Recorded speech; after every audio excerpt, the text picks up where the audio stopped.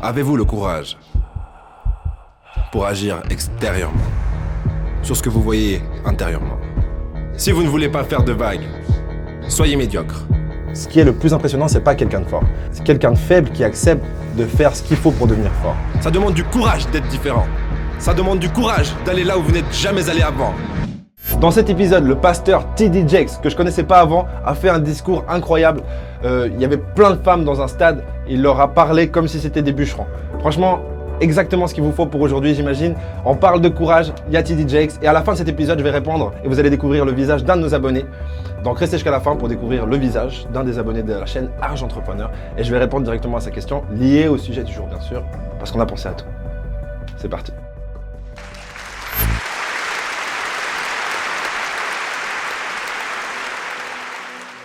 Vous devez avoir le courage. Avez-vous le courage pour agir extérieurement sur ce que vous voyez intérieurement? Ou est-ce que vous mourrez en rêveur? Est-ce que vous mourrez au bord et à la limite et dans le pays du j'aurais pu, j'aurais fait et j'aurais dû? La main forte gouverne les règles.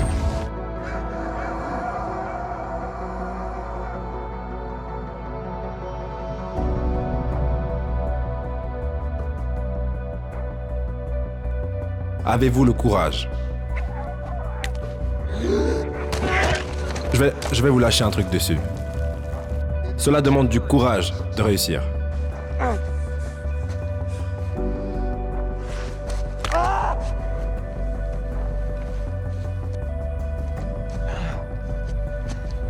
C'est bien plus facile de ne pas réussir. La misère a toujours de la compagnie.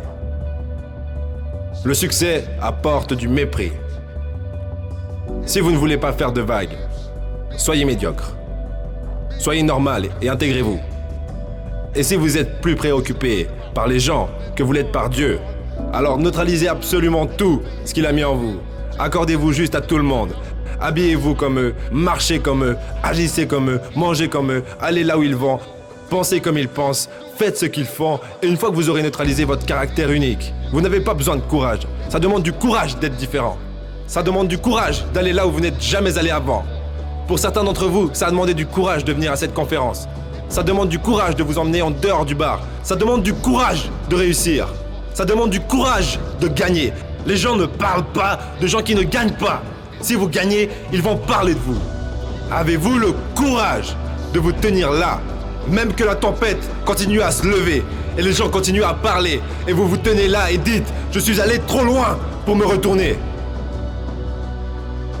Je vais vous dire quelque chose. Ça demande du courage d'être exceptionnel. Ça demande du courage d'être sage. Ça demande du courage d'être riche. Ça demande du courage d'être éduqué. Ça demande du courage d'être instruit. Parce que le moment où vous le faites, mais vous ne parlez pas comme ça. Oh, vous avez oublié d'où vous venez. Regardez-vous en train de parler. Ça demande du courage. Et je me demande juste, dans cette société faible, édulcorée, médiocre dans laquelle nous vivons aujourd'hui, et ce monde de télé-réalité dans lequel nous vivons aujourd'hui, je me demande s'il reste encore quelqu'un qui a le courage de dire, après tout ce que j'ai traversé, et tout ce que mes ancêtres ont traversé, et tout ce que mes parents ont traversé, je n'ai pas traversé tout ça juste pour m'accorder à la normalité. J'ai le courage de poursuivre mes rêves.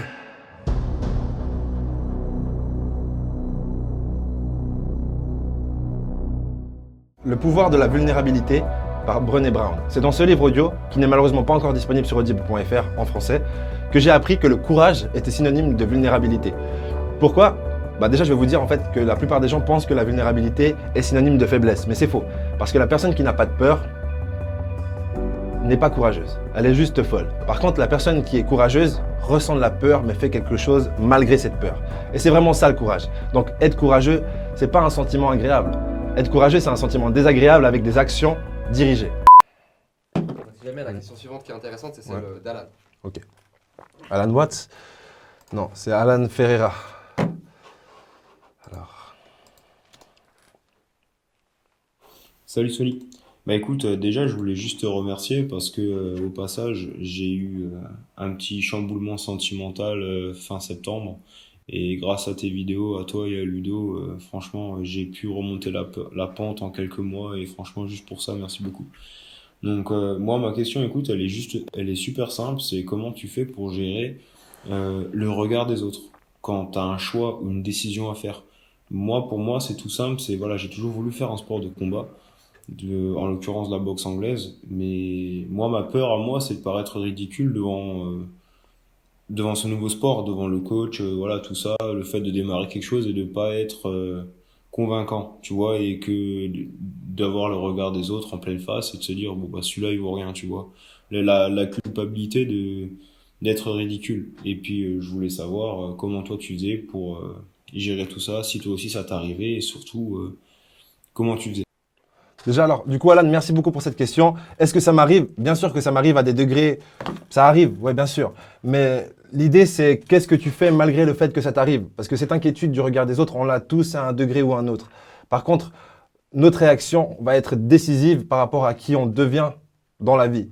Parce que si tu te laisses, en fait, justement, restreindre par l'opinion que tu crois que les gens ont, parce que c'est même pas forcément, ils auront peut-être même pas une opinion sur toi, telle que ah, qu'est-ce que Alan est ridicule, on voit qu'il a jamais fait de boxe de sa vie. Peut-être que les gens se diront même pas ça, parce que les vrais boxeurs s'entraîneront, pour la plupart d'entre eux, et ne s'intéresseront pas à toi jusqu'à ce que tu deviennes intéressant en tant que boxeur.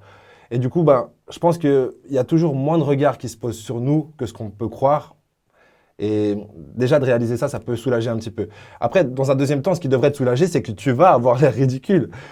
Il y a de grandes chances que tu aies l'air ridicule et c'est probablement normal si tu commences et que tu n'as jamais fait de boxe anglaise auparavant. Ce que j'ai envie de te dire, c'est que qu'est-ce qui est impressionnant, qu'est-ce qui est admirable, c'est pas de commencer un sport qu'on n'a jamais fait, être fort. Ça, c'est pas admirable, c'est étonnant, mais j'ai jamais vu ça. Ce qui est admirable, c'est quelqu'un qui vient dans la salle, qui n'a pas confiance, mais qui vient quand même. Ce qui est admirable, c'est quelqu'un qui s'entraîne durement, même en ayant l'air ridicule, dans le but de ne plus être ridicule, mais surtout d'être compétent dans le sport en question. Et pour moi, la chose qui pourrait le plus t'aider, selon moi, c'est vraiment de switcher, changer cette croyance qui te fait croire que ce qui est le plus impressionnant, c'est quelqu'un de fort. Ce qui est le plus impressionnant, c'est pas quelqu'un de fort. C'est quelqu'un de faible qui accepte de faire ce qu'il faut pour devenir fort. Ça, c'est ce qu'il y a de plus admirable et impressionnant. Donc, je te dirais, adopte cette croyance et fais ce que tu ne te sens pas de faire quand même. Et pleinement. Et quand tu ressens que les gens te regardent, recentre-toi sur ce que tu fais. Même si ça te retire à chaque fois, reviens te concentrer sur ce que tu fais.